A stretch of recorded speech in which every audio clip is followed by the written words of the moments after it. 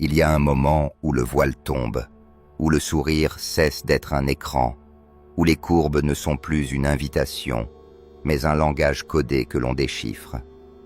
On ne voit plus seulement l'histoire qu'elle raconte, mais la structure cachée, les motifs qui se répètent, la monnaie émotionnelle qu'elle échange dans un marché invisible. On aperçoit l'ombre derrière la lumière et on ne détourne pas le regard. Alors, dans cette fraction de seconde, elle accuse, peut-être d'un murmure empoisonné. Tu deviens paranoïaque, peut-être d'une morsure verbale. Tu es instable, froid. Mais ce n'est pas un test de sincérité. C'est une sanction, car Jung l'avait prévenu. Ceux qui voient trop deviennent dangereux. Tu n'es pas tombé amoureux d'un rêve, mais d'une façade. Et lorsque la fissure s'est ouverte, que le vernis s'est écaillé au-delà des éclats Instagram, au-delà des rires suspendus à ses lèvres, tu n'as plus pu ignorer ce que tu avais vu. Ce n'était pas une fantaisie, c'était sa nature. Et quand un homme la voit telle qu'elle est, sans chercher à préserver le mythe, elle frappe. Elle t'expose comme étant le problème, le jaloux, l'homme trop rigide pour plier. Voilà la malédiction. Voir devient menaçant. Ta lucidité devient son chaos. Plus tu perçois profondément, plus elle renforce sa stratégie de sabotage. Lorsqu'elle entre en scène et t'accuse d'être obsédé ou contrôlant, tu ne débats pas, tu refuses de rapetisser. Car chaque mot que tu prononces pour expliquer devient une pièce à conviction pour alimenter son récit. L'homme ordinaire s'excuse, prétend « Je m'inquiète juste pour toi ». Il implore d'être compris. Elle écoute, mais n'entend pas, car dans son regard, ton discernement est une preuve de culpabilité. Ce que Jung a enseigné est limpide.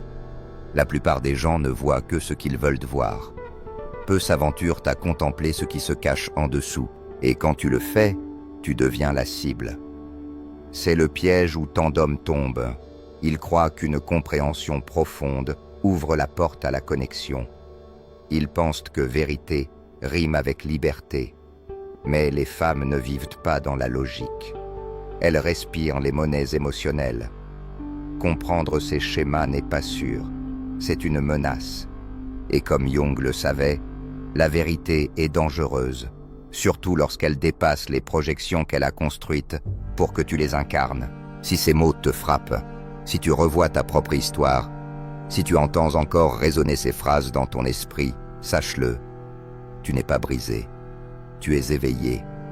Mais cet éveil transforme l'émotion en champ de bataille, car elle ne peut pas perdre un jeu auquel elle ne croit pas jouer. Et quand tu désignes le plateau, quand tu nommes les règles, tu deviens le rôle qu'elle avait besoin d'écrire. Le vilain. Elle affirme vouloir l'honnêteté, un homme réel, ouvert. Mais c'est un mirage, car dès l'instant où tu montres la réalité, où tu exposes ses projections, ses tests, ses manipulations, elle recule. Elle se tord pour te désigner coupable. Jung le disait. Les êtres humains feront n'importe quoi, aussi absurde que ce soit, pour éviter de se confronter à leur propre âme. La clarté n'est pas l'intimité pour elle. La clarté, c'est l'intrusion, la vulnérabilité forcée, l'effondrement d'un masque minutieusement façonné. Tu crois l'aider, tu crois donner de l'amour en lui disant « Tu n'aimes pas l'homme, tu aimes le contrôle ». Mais ce n'est pas de la connexion, c'est un duel de pouvoir. Tu viens d'accomplir ce que Jung appelait le retrait de projection. Tu refuses d'être la marionnette émotionnelle. Et maintenant, elle doit se regarder. C'est la seule épreuve qu'elle ne peut pas surmonter. Si elle admettait que ses besoins de validation dépassent ses sentiments, que le chaos qu'elle alimente est un moyen de se sentir exister, que son amour n'a jamais été inconditionnel, alors l'illusion mourrait. Et une illusion ne se laisse pas mourir facilement. La vérité, elle ne craint pas que tu la vois, elle craint que tu vois à travers elle. Au-delà des drames, des jeux de honte, de cette froideur soudaine après l'intimité, elle t'accusera d'être négatif, de toujours supposer le pire. Mais ce ne sont pas des réponses, ce sont des parades, car ton discernement lui retire son levier émotionnel. Et lorsqu'une femme perd cette emprise, son ego s'affole. Elle ne peut pas séduire l'homme qui voit le piège. Elle ne peut pas culpabiliser l'homme qui ne scille pas. Elle ne peut pas contrôler celui qui ne court plus après son amour. Tu veux savoir pourquoi elle t'a qualifié de toxique, pourquoi elle t'a trouvé trop intense, pourquoi elle a raconté à ses amis que tu étais instable. Parce que tout ce qui nous irrite chez autrui peut nous guider vers une compréhension de nous-mêmes. Mais elle n'ira pas là, pas avant que la douleur ne soit insupportable, pas avant que l'illusion ne s'effondre d'elle-même. Alors, elle transforme cela en ta faute. Si elle reconnaissait que tu as raison, que tu la vois avec exactitude, elle devrait brûler l'identité qu'elle a bâtie, et personne ne jette son masque au feu volontairement. Alors, elle retourne la situation. Ton discernement devient jugement, ta paix devient distance, ton silence devient abus. Si elle ne peut pas te posséder émotionnellement, elle te punira socialement. Voilà le prix de la clarté. Voilà la malédiction de voir à travers elle. Et Jung nous avait avertis. L'homme qui apporte la lumière dans les ténèbres ne sera pas remercié. Il sera craint, haï, parfois détruit. Mais seulement s'il continue à se justifier. Alors, ne le fais pas. Tu as déjà vu trop. Maintenant, fixe ce regard et ne cligne pas. Tu ne l'as pas fâché par choix. Tu t'es réveillé. Et dès l'instant où tu as cessé de chercher sa validation, il ne lui est resté qu'une arme, te faire endosser le rôle du coupable. Car Jung enseignait que toute conscience reste inconsciente par rapport à quelque chose. Lorsque tu éclaires son monde émotionnel invisible, elle est contrainte de te voir, et cela la terrifie. L'homme éveillé devient un miroir de ses peurs les plus sombres. L'exposition. Alors elle te recompose, non parce que tu te trompes, mais parce que ta simple présence lui rappelle ce qu'elle ne veut pas admettre. Tu ne dis rien, elle t'accuse d'être distant. Tu dis la vérité, elle te reproche ton pessimisme.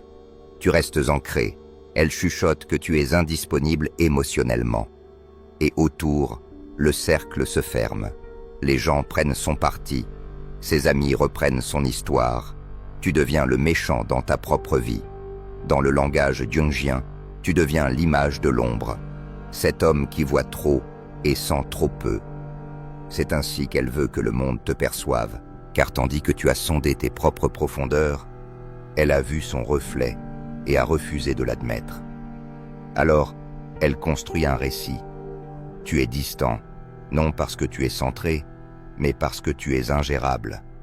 Tu es froid, non parce que tu ne tiens pas à elle, mais parce qu'elle ne peut pas dissoudre ton calme.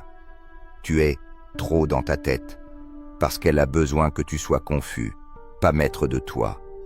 Elle monte une attaque d'image car Jung avait prévenu. L'ego résiste au soi profond, tu es devenu ce soi qu'elle redoute. Alors elle détruit ton identité pour protéger son illusion. Tu ne te défends pas, tu n'expliques pas, tu ne t'excuses pas, parce qu'elle ne possède son pouvoir que si tu doutes de toi-même. Tant que tu tiens ton identité intacte, que tu refuses de courir après sa version des faits, que tu ne te plies pas à sa projection, tu restes libre. Voici comment se déploie l'archétype du méchant qu'elle t'a fabriqué. Elle glisse à l'oreille de tes amis. Il a changé, il n'est plus comme avant. Elle poste des histoires, à peine voilées, laissant transparaître tes supposés défauts. Les témoins occasionnels deviennent rapidement convaincus de ta culpabilité. Pourtant, ton seul crime a été de voir clair. Jung avait décrit ce phénomène. Lorsque quelqu'un projette ses propres failles sur autrui, il tentera de briser cette image pour ne pas avoir à les reconnaître. Tu portes maintenant sur tes épaules la confusion qu'elle refuse d'assumer. Tu entres dans une pièce déjà marquée du sceau. Toxique, indisponible, instable. Personne ne s'interroge sur ton silence, car elle a déjà vendu son récit. Mais le véritable homme éveillé n'a pas besoin de se justifier. Il n'a qu'à être. La foule croit ce qu'elle raconte, surtout si cela nourrit le rôle héroïque qu'elle s'est attribué. Alors tu changes la donne. Si elle veut du chaos, tu deviens immobilité. Si elle veut une réaction, tu offres une présence calme. Si elle veut du drame, tu restes composé. Ainsi, le méchant se mue en figure mythique. Elle voulait un scénario. Tu es devenu son rebondissement imprévu. Et comme Jung l'aurait prédit, ta clarté effraie tout le monde, car tu rappelles qu'il existe un niveau plus profond que le mirage émotionnel. La seule façon pour elle de préserver son monde est de te peindre en destructeur. C'est ainsi que fonctionne la guerre émotionnelle. Peu d'hommes l'aperçoivent, encore moins y survivent. Mais celui qui conserve son identité dans le feu devient intouchable, tandis qu'elle continue de brûler. C'est pour cela qu'elle te questionne sans cesse. Pourquoi es-tu si silencieux? Tu n'as rien à dire? Elle ne cherche pas de réponse. Elle veut te ramener dans son script. Car dès l'instant où tu as cessé de réagir, où tu as refusé de te défendre, tu as déclenché en elle quelque chose de plus ancien que vos disputes, sa propre ombre, se redressant comme un spectre. Jung prévenait.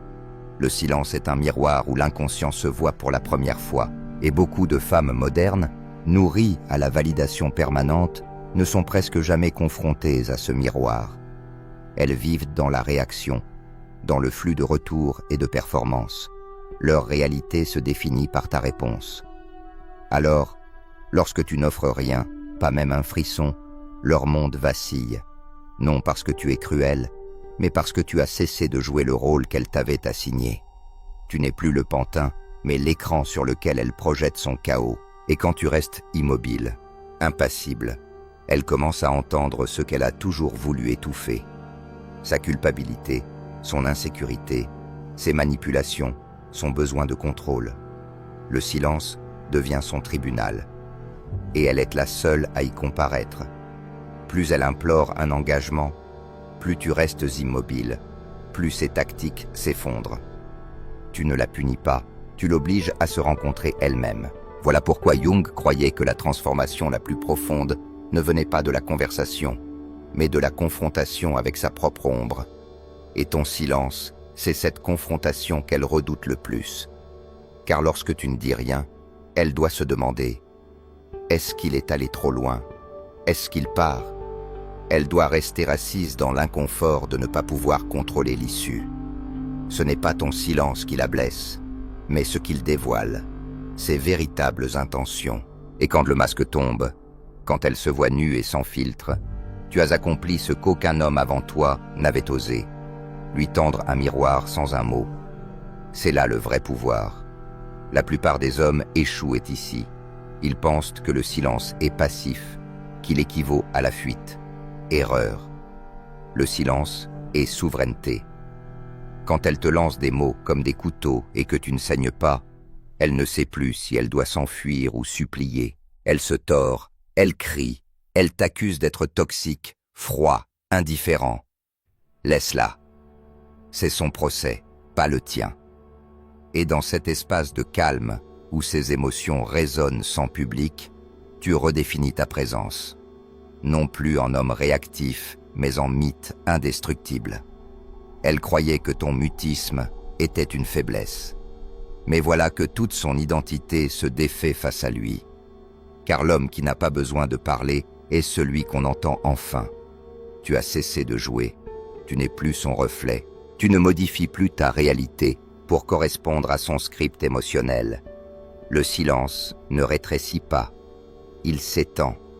Et dans cette expansion, elle découvre une vérité effrayante. Elle ne contrôle plus le cadre. Quand une femme réalise qu'elle perd son emprise émotionnelle, elle ne bat pas en retraite. Elle déclare la guerre. Elle te colle des étiquettes. Elle met en garde les autres. Elle transforme ton calme en accusation publique. C'est un réflexe enraciné. Jung disait que l'ego combat le soi en détruisant ce qu'il craint de voir. Et quand tu entres dans la clarté et la présence, elle doit affronter son ombre en suspens. Alors, elle utilise les mots comme des armes. Tu es indisponible émotionnellement. Tu es narcissique. Tu me bloques. Ce ne sont pas des constats honnêtes. Ce sont des projections. Sa réalité réécrite en accusation. Car si elle ne peut pas contrôler ton récit, elle dominera ta réputation. Voilà comment la condamnation devient son arme. D'abord la diabolisation, où elle convainc les autres que tu es le problème. Ensuite, la triangulation émotionnelle, en présentant sa critique comme une sollicitude, te peignant en homme à soigner, plutôt qu'en homme qui voit clair. Enfin, le coup culturel, où elle arme les étiquettes sociales pour te délégitimer. Dans la logique jungienne, c'est le miroir de l'ombre. Elle projette sur toi son tyran intérieur. Tu vois ce qu'elle ne peut affronter. Elle nomme cela trahison. Mais en vérité, tu ne reflètes plus son identité fracturée. Tu incarnes ton intégrité. Et c'est cela qu'elle craint le plus. Alors elle te condamne pour maintenir son histoire en vie. Tu réduis son script au silence en refusant de le jouer. Chaque condamnation qu'elle t'envoie est une confirmation de ta solidité. Son récit devient un carburant pour ton détachement. Elle hurle que tu ne tiens pas à elle. Tu restes stoïque. Elle demande pourquoi tu ne réponds pas. Tu demeures paisible. Et cette paix, plus que n'importe quel argument, ancre ta valeur. Si elle a persuadé les autres que tu es le problème, c'est son illusion.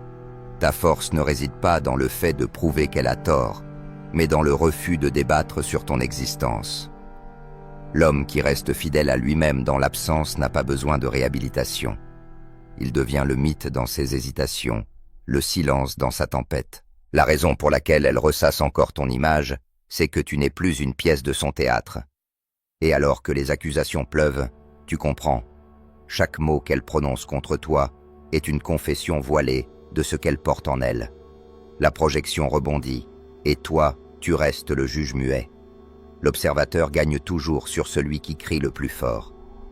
Et les spectateurs, avec le temps, penchent vers le calme, pas vers le tumulte. Regarde les hommes qui ont traversé ce feu avant toi.